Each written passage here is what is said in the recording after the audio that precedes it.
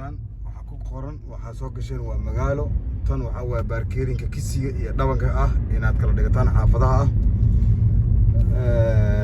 tan waxa waaye dad ayaa maraya calaamadaas jaalahana waxa waaye wadadan adiga ayaa iska leh oo maaragtay heegar wax la yiraahdo baawarta dhinaca midig ka imaanayso kaama lahan adiga ayaa leh ayaa laga wadaa marka insha Allah marka calaamadan kala hadda noo soo muuqato waxa waaye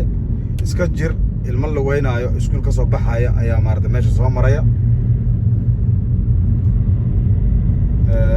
tan waxa waaye khatar kasta ayaa jiri karto waaye ee xawaaraha dhin khatar kasta ayaa ku imaan karta xawaaraha dhin ayay ka dhiganta calaamadaasi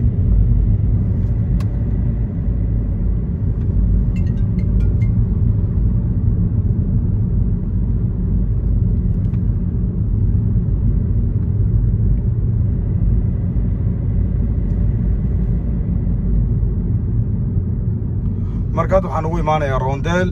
Afrogangistel meeshii dadka ay ka goynayaan baabuurta calaamada sambuuska hoos jeedo waxa weeyaan wadada markasta waa laga leeyahay dhinacan bidix ayaa markasta kaale waana iska fiirsaa dhinacan midig ayaa u soo dhawaanaysaa dhinacan ayaa bilikada u tuuranaysaa baabuurka waa in wadada ku xirto ma sha Allah arkaysaan meelahan markuu baska taagan yahay waxaa la rabaa inaad baska si taxadir loo dhaaftid waxa waaye qof ayaa ka soo horbixi kara baska ama ilmo orday ayaa ka soo horbixi kara waa inaad ka taxadirtaa oo maaragtay si tartiib ah u dhaaftaa duu Ilaahay ka dhigo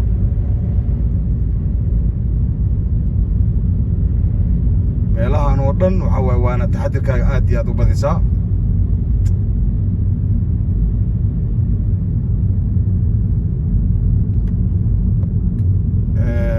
calaamadan yar ee hadda meesha ku arkaysaan waxa waaye saad arkaysaa calaamadaas yar waxa waaye waxa kugu soo socda waa ishaaro iyo dad meesha ka goynay iska ilaali waaye ishaaradan waa taanta agmarnay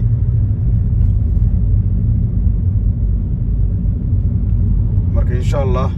asxaabta si fiican ula socda maxaa ay toolay YouTube channelkayga waxyaalo badan baan soo wadaa duu Ilaahay ka dhigo marka oo si fiican idinkana maaragtay wax ugu fahmi kartaan oo anigana idinku faahfaahin doono duu Ilaahay ka dhigo biidnillaahi alkariim biritolna waxaan soo samaynayaa waa cunto casharadii baabuurka maanta halkan ayuu nooga tahay insha Allah waana maasantii dhammaantiin ba subscribe-ka waa dhankiina iyo like insha Allah iyo maaragtay inaad sii share gareysaan asxaabtiina kalena aad la wadaagtaan duu Ilaahay ka dhigo aad iyo aad maasantiin waa Sheekh Mahad oo idin leh assalaamu calaykum waraxmatullaahi